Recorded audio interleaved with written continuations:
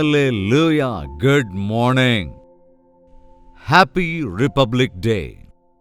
நம்முடைய பாரத தேசத்தின் ரிப்பப்ளிக் டே, குடியரசு தினத்தின் ஞாபகமாக எவ்வளவோ ஆர்ப்பாட்டத்தோடு ஆரவாரத்தோடு கொண்டாடுகின்றோம். தேவனை துதிக்கலாம். அநேக வருடகால அடிமைத்தனத்திலிருந்து நம்முடைய தேசம் விடுவிக்கப்பட்டது மட்டுமின்றி நம்மையே நாம் நேர்த்தியாக ஆளுகை செய்து கொள்ளுகிற விதத்திலே குடியரசு ஆன இந்த தினத்தை நாம் மிக சந்தோஷத்தோடு செலிப்ரேட் செய்கிறோம். இந்த சந்தர்ப்பத்திலும் எல்லா சந்தர்ப்பங்களுக்கும் நமக்கு தேவையான சத்தியங்களை அறிவிக்கிற பரிசுத்த வேதாகமத்தை நாம் திறந்தால் நம்முடைய வாழ்க்கைக்கும் நம்முடைய தேசத்துக்கும் மனு குலத்திற்கும் இந்த உலகத்திற்கே தேவையான நேர்த்தியான வழிநடத்துதல்களையும் எச்சரிக்கைகளையும் சட்ட திட்டங்களையும் நாம் பார்க்க முடியும். உங்களுக்கு தெரியுமாங்க, இந்த உலகத்தில் இருக்கிற சட்ட திட்டங்களுக்கான மூலமே அன்று தேவன் மோசேக்கு அருளின 10 கட்டளைகள், மோசேவுக்கு அருளின நியாயப்பிரமாணம், சட்டம். ஒருங்கள் ஜெபித்து துவங்கலாம். பரிசுத்தமும் அன்பும் உள்ள எங்கள் பிதாவே, இந்த தேசம் சுதந்திரமடைந்து குடியரசாக மாறி எங்களை நாங்களே ஆளுகை செய்து கொண்டிருக்கிற ஸ்தானத்துக்கு உயர்ந்து வளர்ச்சிக்குள்ளாக போய்க் கொண்டிருக்கிறோம் என்று சந்தோஷத்தோடு கூடிய இந்த சந்தர்ப்பத்தில் நீதி நியாயங்கள் உள்ள ஒரு ராஜ்யமாக, நீர் ஆசீர்வதித்திருக்கிற தேசமாக எங்கள் தேசத்தை இந்த நாளிலே பிரத்யேகமாய் ஆசீர்வதிக்க வேண்டும் என்று பாரத தேசத்தவர்களாக நாங்கள் உமக்கு நன்றியோடு கூட இந்த தேசத்தின் குடிகளாக உம்மை கனப்படுத்த சகாயம் வரல வேண்டும் என்று கிறிஸ்துவின் நாமத்தில் வேண்டிக் கொள்கிறோம் பிதாவே, ஆமென். தேவனுக்கு ஸ்தோத்திரம். நீதிமொழிகள் 16வது அதிகாரம் 32ஆம் வசனத்தில், பலவானை பார்க்கிலும் நீடிய சாந்தமுள்ளவன் உத்தமன், பட்டணத்தை பிடிக்கிறவனை பார்க்கிலும் தன் மனதை அடக்குகிறவன் உத்தமன். பட்டணத்தை பிடிக்கிறவனை காட்டிலும் தன்னுடைய மனதை தன் கட்டுப்பாட்டுக்குள் வைத்துக் கொள்ளுகிறவன் உத்தமன். ஆளுகை என்று சொல்லுகிற போது அதில் அதிகாரம் இருக்கும், பதவி இருக்கும். நம்மை நாமே ஆளுகை செய்ய முடியாமல் இருக்கிற போது பிறரை நாம் எப்படி ஆளுகை செய்ய முடியும்? உன்னை உன் கட்டுப்பாட்டுக்குள் வைத்துக் கொள்ள முடியாத நிலைமையில் நீ இருந்தால், உன்னுடைய பலவீனங்களில் நீயே அறியாமல் இருக்கிற ஒரு நிலைமைக்குள் நீ இருந்தால், உன்னிடம் இருப்பவைகளை ஒழுங்குபடுத்திக் கொண்டு எல்லா பிரச்சனைகளும் தேவைகளையும் தீர்க்கிற தகுதியற்றவனாக நீ இருப்பாய் என்றால், உன்னுடைய குடும்பத்தை எப்படி பாதுகாத்துக் கொள்வது, பிள்ளைகளை எப்படி போஷிப்பது, உன்னுடைய வரவு என்ன, உன்னுடைய செலவுகள் என்ன, அவைகளையெல்லாம் எப்படி ஒழுங்கு செய்ய வேண்டும், வளர்ச்சிப்படுத்திக் கொள்ள வேண்டும் என்கிற சரியான திட்டம் இல்லை என்றால் மனிதனுடைய வாழ்க்கையே ஒரு பெருங்குழப்பத்துக்கு ஆளாயிடும். அதேபோல தேசத்தினுடைய தேவைகளை, தேசத்தின் சூழ்நிலைகளை எல்லாம் அறிந்து அவைகளை ஒழுங்குபடுத்திக் கொள்வது, தனவான்களிடம் இருக்கின்ற தனத்தை டாக்ஸ் ரூபத்தில் வாங்கி ஏழைகளுக்கு தருவது, தேசத்தின் நலனுக்காக, தேசத்தின் பாதுகாப்புக்காக, தேசத்தின் தேவைகளை எல்லாம் நேர்த்தியாய் ஒழுங்குபடுத்துவதே ஆளுகையின் அவசியம். இன்று மனிதனுடைய இருதயம் கெட்டுப்போன நிலையில் இருப்பதனாலே ஒருவருமே ஆளுகை செய்ய வேண்டும் என்று நினைக்கிறார்களே தவிர, நம் கைக்கு கிடைத்திருக்கிற அதிகாரத்தை சரியாய் பயன்படுத்துகிறோமா, ஞானத்தோடு கூட நாம் எல்லாவற்றையும் ஒழுங்காக வைக்கிறோமா என்பதை உணர்ந்து கொள்வதில்லை. சரி, இருக்கட்டும், தேசத்தினுடைய காரியங்களை ஆண்டவர் பார்த்துக் கொள்வார். முதல்ல உன்னுடைய சங்கதிகளை நீ தெரிஞ்சுக்கோ. உன்னுடைய வாழ்க்கையிலே உனக்கு ஒரு நாளைக்கு 24 மணி நேரம், அதற்கென்று ஒரு சில வருமானமும் இருக்கிறது. அதே போல உனக்கென்று ஒரு குடும்பமும் இருக்கிறது, உன்னை சுற்றி ஒரு சமுதாயம் இருக்கிறது. உன்னுடைய நடத்தை எப்படி இருக்கிறது? நீ எப்படி அவைகளை பயன்படுத்திக் கொள்கிறாய்? எப்படியெல்லாம் அவைகளை உபயோகப்படுத்துகிறாய்? உன்னுடைய பணத்தை, உன்னுடைய நேரத்தை எல்லாம் நீ எந்த வகையிலே உபயோகப்படுத்திக் கொள்ளுகிறாய்? குடும்பத்தை எப்படியெல்லாம் காத்து வருகிறாய் என்று பார்க்கும்போது நாட்களில் பொறுப்பு நிறைந்த வாழ்க்கை உள்ளதை நாம் பார்க்கிறோம். ஆனால் வீட்டில் இருக்கிற கணவனே சுயநலவாதியாக இருந்தால், மனைவியே சுயநலவாதியாக இருந்தா, ஒரு குடும்பத்தில் இருக்கிற ஒருவருக்கொருவருக்கிடையே ஒரு நல்ல ஒற்றுமை இல்லாத ஒரு சூழல் இருக்கும் என்றால் அந்த குடும்பம் எப்படிங்க வளர்ச்சி அடையும்? அதனால்தான் தேவனுடைய வார்த்தை சொல்கிறது, யாராக இருந்தாலும் சரி, ஒரு பதவியில் இருக்க வேண்டும் என்றால், அல்லது ஒரு அதிகாரியாக இருக்க வேண்டும் என்றால், ஒரு பெரிய இடத்தில் இருக்க வேண்டும் என்றால், அல்லது ஆட்சியாளனாக இருக்க வேண்டும் என்றால், அவன் எப்படி இருக்க வேண்டும் என்பதை நேர்த்தியாக பவுல் தீமோத்தேயுவுக்கு எழுதுகிறான். தீமோத்தேயுவுக்கு எழுதின 1 நிருபம் 3 அதிகாரத்தில் 1 வசனம், கண்காணிப்பை விரும்புகிறவன் நல்ல வேலையை விரும்புகிறான், இது உண்மையான வார்த்தை. கவனிங்க, அப்படிப்பட்டவங்க தான் வேணும். தேசத்தை ஆளுகை செய்ய அப்படிப்பட்டவங்க தான் வேணும். குடும்பத்தை கவனிக்கிற கணவன்மார் வேணும். குடும்பத்திற்காக ஜெபிக்கிற தாய்மார்கள் வேண்டும். ஞானம் உள்ளவள் தன் வீட்டை கட்டுகிறாள், புத்தி இல்லாதவளோ தன் வீட்டை தன் கையாலே இடித்து போடுகிறாள் என்று வேதத்திலே நாம் பார்க்கிறோம். கவனிங்க, அப்படிப்பட்டவர்கள் எப்படி இருக்கணும்? ஆகையால் கண்காணியானவன் குற்றம் சாட்டப்படாதவனும், ஒரே மனைவியை உடைய புருஷனும், ஜாக்கிரதை உள்ளவனும், தெளிந்த புத்தியுள்ளவனும், யோக்கியதை உள்ளவனும், அந்நியரை உபசரிக்கிறவனும் போதக சமர்த்தனுமாயிருக்க வேண்டும். அவன் மதுப்பிரியனும் அடிக்கிறவனும் இழிவான ஆதாயத்தை இச்சிக்கிறவனுமாய் இராமல் பொறுமையுள்ளவனும் பண ஆசையும் இல்லாதவனாய் இருக்க வேண்டும். அப்பப்பா, எவ்வளவு குவாலிட்டிஸ் இருக்கணும்னு கவனிங்க. பொதுவா ஏதாவது வேலைக்கு போகணும்னா என்னென்ன குவாலிஃபிகேஷன் அப்படின்னு கேட்பாங்க, அல்லது என்ன எக்ஸ்பீரியன்ஸ் இருக்குன்னு கேட்பாங்க. அதாவது உன்னுடைய டிகிரி சர்டிஃபிகேட்ஸை கேட்பாங்க, உன்னுடைய எக்ஸ்பீரியன்ஸ் சர்டிஃபிகேட் ஏதாவது கேட்பாங்க. ஆனா இங்க என்னென்னலாம் இருக்கு பாருங்க. யாரா இருந்தாலும் தேவனுடைய வீட்டை அல்லது ஆலயத்தை அல்லது ஊழியத்தை அல்லது குடும்பத்தை, தேசத்தை வழிநடத்த விரும்புகிறவன் தன்னைத்தானே வழிநடத்த கற்றுக்கொள்ள வேண்டும்.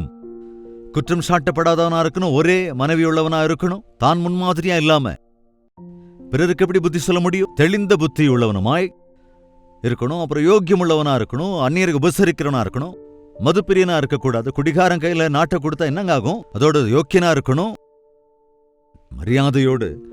அதேபோல போதக சமர்த்தனா இருக்கணும், சண்டை போடுகிறவனாக இருக்கவே கூடாது. அது மாத்திரமல்ல, சொந்த குடும்பத்தை நன்றாய் நடத்துகிறவனும் பிள்ளைகளுக்கு நல்லொழுக்கத்தை கற்றுக் கொடுத்து பிள்ளைகளை கீழ்ப்படிய பண்ணுகிற ஒரு நல்ல ஆட்சியாளனாக இருக்க வேண்டும். வீடு சரியா இருந்தா நாடு நல்லா இருக்கணும் சொல்லுவாங்கல்ல. பழைய காலத்துல சொல்லுவாங்க இல்லையா, தடி எடுத்தவன்லாம் தண்டக்காரன் அப்படிங்கிற மாதிரி. இன்னைக்கு அதிகாரத்தை விரும்புகிறோம், ஆளுகையை விரும்புகிறோம். ஆனால் நம்மிடம் ஒப்படைக்கப்பட்டவைகளை ஒழுங்காக வைக்கிறோமா? வீட்டை ஒழுங்காக நடத்துகிறவன், பிள்ளைகளை கீழ்ப்படிதலுக்குள்ளாக வழிநடத்துகிறவன், ஒழுக்கத்தை கற்றுத்தருகிறவன், மனைவியிடத்திலே அன்போடு கூட தன்னுடைய வழியிலே நடத்துகிறவனாக, அதேபோல கணவரை ஜெபத்திலே நடத்துகிற குடும்ப தலைவியாக இருக்க வேண்டும். நம்முடைய வீடு கட்டப்பட வேண்டும் என்றால், நேர்த்தியாய் இருக்க வேண்டும் என்றால், சமாதானத்தோடு இருக்க வேண்டும் என்றால், நம்முடைய வருமானம் எதுவாக இருந்தாலும் பற்றாக்குறையின்றி அதில் மிச்சம் பிடிக்க வேண்டும் என்றால், அதற்கான பிளானிங், அதற்கான ஆயத்தம், அதற்கான விண்ணப்பம், ஜெபம், அதோடு கூட ஞானம் உள்ளவர்களாக இருக்கணும். அப்பொழுதுதான் ஒரு குடும்பம் செழிப்பாக இருக்கும். கவனிச்சுக்கோங்க, கடன் தொல்லை இல்லாம, பற்றாக்குறை இல்லாம, நமக்கு நாமே அப்படின்னு நினைக்கிற மாதிரி இல்லாம, பிறரோடு ஐக்கியமும் அன்பும் இருக்கிற இடத்துல சமாதானமும் அமைதலும் இருக்கும். தேசம் கூட அப்படித்தாங்க. முக்கியமா நம்முடைய பாரத தேசம் ஒரு மினி வேர்ல்டு மாதிரி. இது ஒரு சின்ன உலகம். எத்தனையோ விதமான பாஷைகள், எத்தனையோ விதமான கல்ச்சர்ஸ், எத்தனையோ விதமான சம்பிரதாயங்கள், எத்தனையோ விதமான நம்பிக்கைகள், விதவிதமான உடைகள், விதவிதமான பண்பாடுகள், இவைகள் எல்லாவற்றையும் நாம் பார்க்கிற போது இவைகளெல்லாம் ஒன்று சேர்ந்து இருப்பதுதான் பாரத தேசம் என்று அழைக்கப்படுகிறது. யூனிட்டி இன் டைவர்சிட்டி என்பதைத்தான் நாம் இந்த தேசத்தின் கொள்கையாக வைத்திருக்கிறோம். தேவனுடைய மகா கிருபையினாலே இத்தனை வருடங்களாக நம்முடைய தேசம் இந்த ஐக்கியத்திலே அனுதினமும் வளர்ந்து கொண்டு, இவ்வளவு வெரைட்டிஸ் இருக்கிற போதும் கூட, வெவ்வேறு வித்தியாசமான சித்தாந்தங்களோடு, பழக்க வழக்கங்களோடு, எத்தனையோ விதமான அரசியல் கட்சிகள் இருக்கிற போதும் தேசம் ஒரு ஒற்றுமையோடு முன்னேறிக் கொண்டிருக்கிறது என்றால் தேவனுடைய கிருபை. இந்த குடியரசு தின சந்தர்ப்பத்திலே நம்முடைய தேசத்திற்காக நாம் பிரத்யேகமாய் ஜெபிக்க வேண்டும். ராஜாக்களுக்காக, அதிகாரிகளுக்காக ஜெபிக்க வேண்டும் என்று ஆண்டவர் சொல்லுகிறாரே. நம்முடைய தேசத்தின் எல்லைகளிலே காவல் காக்கிற சேவகர்களுக்காக, நம்முடைய தேசத்தின் அதிகாரத்திற்காக, தலைவர்களுக்காக ஜெபிக்க வேண்டும். அது அவசியம். அதேபோல் தேசத்தில் இருக்கிற ஒவ்வொருவரும் பொறுப்புள்ளவர்களாக நடந்து கொள்ள நாம் ஜெபிக்க வேண்டும். நம் தேசத்தில் இன்னும் அநேக அபிவிருத்திகளை நாம் பார்க்க வேண்டும். என் வீட்டை நான் ரொம்ப சுத்தமா வச்சுக்குவேன், ஆனா என் வீதியை யாரோ ஒருத்தர் வந்து துடைக்கணும் அப்படிங்கிற பழக்கம் நமக்குள்ள இருக்கு இல்லையா? நம்ம வீட்டில் இருக்கிற குப்பையெல்லாம் எடுத்து பக்கத்து வீட்டுக்கு முன்னால போடுற நிலைமையில இன்னும் கூட சில பேர் இருக்காங்க. ஆனால் தேச பக்தர்களாக நாம் பிறருடைய ஆசீர்வாதத்திற்காக ஆண்டவர் சொன்னது போல, உன்னை போலவே நீ உன் பிறனையும் நேசி, நிடமுள்ளதை நீ மாத்திரம் அனுபவிப்பதல்ல, பிறருக்கும் அனுபவிக்க அதை கொடுக்க வேண்டும் என்பதே இயேசுவின் போதனையாயிருக்கிறது. ஒரு ஆளுகையின் மனதுடையவன் எல்லோரையும் குறித்து யோசிக்க வேண்டும். எல்லோரையும் ஆளுகிறார்கள் என்றால் வணக்கம் போடுவதற்கு அல்ல, அதிகாரத்தோடு அல்ல, ஃபோர்ஸ்னால் அல்ல, அன்பான ஆலோசனைகளோடு, அன்பின் முன்மாதிரியோடு நம்முடைய குடும்பத்தை முதலில் கட்டிக்கொள்ள வேண்டும். உங்கள் வீட்டிலே இருக்கிற தாய் தந்தையர், கணவன் மனைவிமார், குடும்பத்தார் எல்லோரும் ஐக்கியத்தில் இருக்கிறார்களா? முக்கியமாய் நீங்கள், உங்கள் மனைவி, உங்கள் பிள்ளைகள் நல்ல ஐக்கியத்தோடு கூட சந்தோஷமாக இருக்கிறீர்களா? என்னுடைய குமாரனை என்னால் கண்ட்ரோல் பண்ணவே முடியலங்க, உங்களுடைய மகள் வழிதப்பி போய்கொண்டே இருக்கிறாள் என்று சில தாய் தகப்பன்மார் சொல்லும்போது மனசுக்கு ரொம்ப வேதனையா இருக்கும். நம்ம அநேகருக்கு புத்தி சொல்வானா நம்முடைய வீட்டு காரியம் என்று வருகிற போது அவற்றை அலட்சியம் செய்வதனால்தான் இந்நாட்களில் அநேக குடும்பங்களிலே ஐக்கியம் போய்விடுகிறது, அபிவிருத்தியும் போய்விடுகிறது. தேசத்தை ஆளுகை செய்கிறவர் எப்படி பரிசுத்தத்தோடு இருக்க வேண்டும், எப்படி குற்றமற்றவராய் இருக்க வேண்டும், தலைவர் என்று சொல்லப்படுகிறவன் எல்லா விஷயத்திலும் எல்லோருக்கும் முன்மாதிரியா இருக்க வேண்டும். ஒரு பாஸ் அப்படின்னா ஏதோ ஒரு வீல் சேர்ல உட்கார்ந்து ரூமுக்கு அப்படி சுத்திட்டு வேலை செய்ய வைக்கிறவர் பாஸ். ஆனால் ஒரு தலைவன், ஒரு லீடர், கவனிங்க, தான் செய்து செய்ய வைக்க வேண்டும். தான் சொல்லி, தான் சொன்னதை செய்து பிறரையும் சொல்லி செய்ய வைக்க வேண்டும். இயேசு கிறிஸ்து அதற்காகத்தான் இந்த உலகத்திலே நான் ஆடுகளுக்கு நல்ல மேய்ப்பனாக வந்தேன் என்று. அவர் ஒரு நல்ல மேய்ப்பனாக இருக்கிறார். அவர் நம்மைப் போலவே சோதிக்கப்பட்ட போதும் எல்லா விஷயத்திலும் ஜெயத்தை பெற்றார். அதனால்தான் நம்முடைய சோதனைகளில் நமக்கு உதவி செய்யக்கூடியவராயிருக்கிறார். கவனிங்க, ஆண்டவர் எதை போதித்தாரோ அதையே வாழ்ந்தும் காட்டியிருக்கிறார். இந்நாட்களில் நாமும் கூட வாய் வார்த்தையில்தான் தேச பக்தியையோ அல்லது தேவ பக்தியையோ அன்பு, ஆதரவு என்கிற வார்த்தைகளால் சொல்லிக்கொண்டு, அது அப்படி பேசிக்கொண்டு இருக்கிறவர்களாய் அல்ல, நம்முடைய நாம் கிரியைகளிலே அவைகளை நாம் காண்பிக்கிற போதுதான் ஒரு அற்புதமான பலனை, ஒரு அற்புத ஆசீர்வாதத்தை நம்மால் பெற்றுக்கொள்ள முடியும். தீத்துவுக்கு எழுதின நிருபத்திலும் கூட ஒரு விஷயம் இருக்கிறது. தீத்துவுக்கு எழுதின நிருபம் 1 அதிகாரம் 6 வசனத்துல, குற்றம் சாட்டப்படாதவனும் ஒரே மனைவியுடைய புருஷனும் துன்மார்க்கர் என்றும் அடங்காதவர்கள் என்றும் பேர் எடுக்காத விசுவாசமுடைய பிள்ளைகளை உடையவனுமாகிய ஒருவன் இருந்தால் அவனையே ஏற்படுத்தலாம். கவனிங்க, இங்க வியாபாரம், துன்மார்க்க வியாபாரம். இந்த வியாபார லேவாதேவியில தான் அநேக நேரங்களில் ஏமாற்று வேலைகள், அநியாயங்கள் நடக்கின்றன. ஒருபுறம் தேசம் வளர்ச்சி அடைந்திருந்தாலும் மறுபக்கத்தில் ஏழைகள் ஏழைகளாகவே இருக்கிறார்கள். பணக்காரர்கள் இன்னும் பணக்காரர்கள் ஆவதை இன்றும் கூட நாம் கவனித்துக் கொண்டே இருக்கின்றோம். தேவன் தம்முடைய காரியத்தை நிகழ்த்தும்படியாக நம்முடைய பாரத தேசத்துக்காக நாம் ஒவ்வொருவரும் தேவனுடைய ஆசீர்வாதத்தை பெற்றுக்கொள்ளும்படியாக, தேசத்தின் மீது இருக்கிற கடன்கள் தீரும் வகையில, தடைகள் தீரும் விதத்தில், அசமாதானமெல்லாம் அகற்றப்படும்படியாக தேவனுடைய சன்னதியிலே நாம் ஜெபிக்க வேண்டியது அவசியம். இந்த நாளிலும் உங்கள் வாழ்க்கையில ஒரு முறை சிந்தித்து பாருங்கள், எத்தனை பேர் உங்கள் குடும்பத்தை தேவனுக்காக ஆயத்தப்படுத்தியிருக்கிறீர்கள்?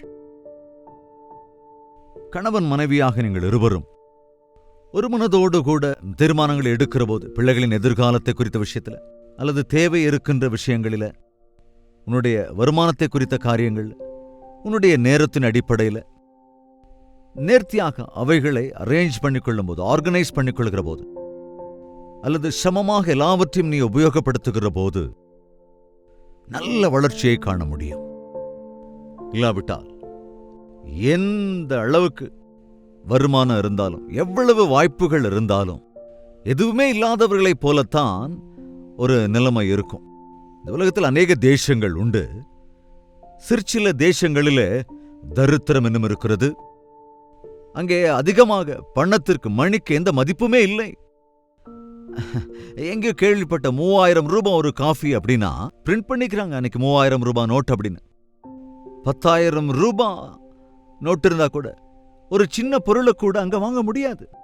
அதாவது அந்த பணத்துக்கு மதிப்பில். அப்படிப்பட்ட தேசங்களை கவனிக்கிற போது அந்த நிலைமைக்கு காரணம் என்னவென்றால் தலைமைத்துவம் சரியாக இல்லாததால் தான், சரியாக ஆளுகிறவர்கள் இல்லாததினால்தான் அவைகள் அந்த அளவுக்கு கடனுக்குள் மூழ்கி தரித்திரமுள்ள தேசங்களாக மூழ்கி போய்விடுகிறது. நம்முடைய பாரத தேசத்திற்காக நாம் ஆண்டவரை துதிக்க வேண்டும். நம் தேசத்தை ஆளுகை செய்து கொண்டிருக்கிற அதிகாரிகளுக்காக நாம் ஜெபிக்க வேண்டும். பிரசிடென்ட்டுக்காக, பிரைம் மினிஸ்டருக்காக, சீஃப் மினிஸ்டர்ஸுக்காக, கவர்னர்ஸுக்காக, அதே போல இன்னும் கலெக்டர்ஸுக்காக, IAS IPS ஆபீசர்ஸ்க்காக, இன்னும் முக்கியமான தீர்மானங்களை எடுக்கிற ஒவ்வொருவருக்காகவும் பரத்திலிருந்து வந்தாலே ஒழிய இந்த அதிகாரம் ஒருவருக்கும் தரப்படாது என்பதனாலே, யாராக இருந்தாலும் தேவனே அவர்களுக்கு அதிகாரம் கொடுப்பதினாலே அந்த இடத்தில் இருக்கிறவர்கள் சரியாய் பயன்படுத்துகிற விதத்தில் விசுவாசத்தோடு நாம் நம்பிக்கையோடு கூட தேசத்திற்காக நாம் ஜெபிப்போம் என்றால், தேசத்தை ஆளுகிற இடத்தில் இருக்க வேண்டியதில்லை. ஜெபத்தின் மூலமாக இந்த தேசம் ஆசீர்வதிக்கப்படும்படியாக நாம் ஜெபிக்க வேண்டும். அதேபோல உன்னுடைய குடும்பமும், குடும்பத்தார் எல்லோருமே சேர்ந்து ஜெபிக்கிற வேளையிலே உங்கள் குடும்பம் நேர்த்தியாய் கட்டப்படும். குடும்பத்தையும் நீங்கள் அழகாக வழிநடத்தவும் முடியும். அதேபோல உன்னுடைய இருதயம், உன்னுடைய இருதயத்தை நீதான் ஆளுகை செய்ய வேண்டும். உன் இருதயத்தை நீதான் கட்டுப்பாட்டில் வைக்க வேண்டும். நீ மென்மையான இருதயத்தோடு இருக்க வேண்டும். உன்னுடைய உக்கிரம், உன்னுடைய கோபம் எல்லாத்தையும் வெளிக்காட்டிக்கிட்டு, பைத்தியக்காரத்தனம் எல்லாத்தையும் வெளிக்காட்டிக்கிட்டு இல்லாமல் இருதயத்தை கட்டுப்பாட்டுக்குள் வைத்துக் கொள்ள வேண்டும். இருதயத்தை கட்டுப்பாட்டில் வைத்திருக்கிறவன் பட்டணத்தை பிடிக்கிறவனை காட்டு மேன்மையானவன் என்று வேதம் சொல்கிறது. செபிக்கலாமா? பரிசுத்தமும் அன்புமுள்ள பிதாவே, இந்த பயங்கரமான கடைசி நாட்களிலே கட்டுப்பாடற்றவர்களாக மனிதர்கள் இருக்கின்ற நிலையிலே மனம்போன வாழ்க்கை வாழ வேண்டும் என்று ஆசைப்படுகிற இந்த நாட்களிலே சுயநலவாதிகளாய் அதிகாரிகள் மாறுகையில், ஆளுகையிலே குறைவு அநேக தேசங்களிலே என்று காணப்பட்டுக் கொண்டிருக்கையில், சர்வ வல்லமையுள்ள தேவனே, எல்லாவற்றையும் நேர்த்தியாய் செய்து சர்வ உலகத்தையும் ஆளுகை செய்கிற சிங்காசனத்தில் வீற்றிருக்கிற கிறிஸ்துவே, உம்முடைய ஞானத்தை, உம்முடைய ஆசீர்வாதத்தை ஒவ்வொருவருக்கும் அருளிச் செய்து எங்கள் தேசத்தை ஆசீர்வதிக்க வேண்டும் என்று கிறிஸ்துவின் நாமத்தில் வேண்டிக் கொள்கிறோம் பிதாவே, ஆமென். நம்முடைய கர்த்தராகிய இயேசு கிறிஸ்துவினுடைய கிருபையும் பிதாவாகிய தேவனுடைய அன்பும் பரிசுத்தாவின் அந்யோன்ய ஐக்கியமும் சந்தோஷமும் சமாதானமும் நம் அனைவரோடும் இன்றும் என்றும் சதா காலங்களிலும் தங்கி தரித்திருப்பதாக, ஆமென். தேவனுக்கு ஸ்தோத்திரம். உங்கள் ஜெப தேவைகளை 8939801234 என்ற நம்பருக்கு, அதேபோல் வெளிநாடுகளில் இருந்தால் 9100000088 என்ற நம்பருக்கும் அனுப்பி வையுங்கள். தேவனுக்கு சித்தமானால் நாளை இதே நேரம் இதே அனுதின தியானத்தில் நாம் மீண்டும் சந்திக்கலாம். அதுவரைக்கும் நம்முடைய தேவாதி தேவனுடைய மகா கிருபை உங்கள் அனைவரோடும் துணையாயிருப்பதாக.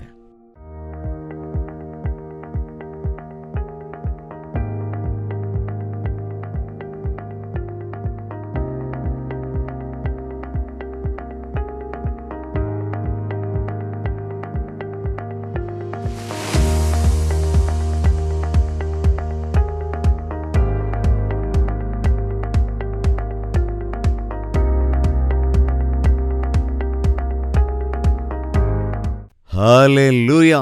பாண்டிச்சேரி மற்றும் பாண்டிச்சேரியின் சுற்றுவட்டார பகுதியில் இருப்போருக்கு ஒரு நற்செய்தி. ஜெபத்தோடு கூட பாண்டிச்சேரியிலே ஒன் டே கெட் டுகெதர் ஆண்டவருக்கு சித்தமானால் ஜனவரி 26ஆம் தேதியன்று ஏற்பாடு செய்திருக்கிறோம். மதியம் 2 மணி முதல் மாலை 5 மணி வரைக்கும், மீண்டும் மாலை 6 மணியிலிருந்து இரவு 10 மணி வரைக்கும் 2 செஷன்ஸாக பாண்டிச்சேரியில் இருக்கின்ற தெலுங்கு பேசுவோருக்காக, தமிழ் பேசுவோருக்காக, எல்லா மொழி பேசுவோருக்காகவும் இந்த பிரத்யேகமான ஒன் டே கெட் டுகெதரை ஏற்பாடு செய்திருக்கிறோம். முதல் முறையாக பாண்டிச்சேரிக்கு வருகிறோம் உங்களை பார்க்க வேண்டும் என்று. வாருங்கள், வந்து பங்கு பெறுங்கள். உங்கள் நண்பர்களுக்கும் உறவினர்களுக்கும் எல்லோருக்கும் தெரிவியுங்கள். நினைவில் வைத்துக் கொள்ளுங்கள், ஜனவரி 26ஆம் தேதி. முகவரியும் குறித்துக் கொள்ளுங்கள். பத்மினி மஹால், பாலாஜி தியேட்டர் எதிர்ப்புறம், இளங்கோ நகர், காமராஜர் சாலை, பாண்டிச்சேரி. இது குறித்த மேலதிக தகவல்கள் தேவைப்பட்டால் திரையில் காண்பிக்கப்படும் எண்களுக்கு வாட்ஸ்அப் செய்யுங்கள், அல்லது 8939393939 என்ற எண்ணிற்கு கால் பண்ணுங்கள். உங்களுக்கு அட்ரஸுக்கான லிங்க் அனுப்பி வைக்கப்படும். மறவாமல் ஃப்ரெண்ட்ஸ், ரிலேட்டிவ்ஸ் எல்லோருக்கும் இதை தெரிவியுங்கள். தேவன் தம்முடைய மகத்தான காரியங்களை செய்யும்படி அநேகருக்காக ஜெபிக்கிறதற்கும் தேவனுடைய வார்த்தையை கொடுக்கிறதற்கும் முகமுகமாய் உங்களை பார்த்து உங்கள் தேவைகளுக்காக தேவ சந்நிதியிலே விண்ணப்பம் செய்கிறதற்கும் சென்னையிலிருந்து பாண்டிச்சேரிக்கு வருகிறோம். வாருங்கள், பங்கு பெறுங்கள், ஆசீர்வாதத்தை பெற்றுக்கொள்ளுங்கள்.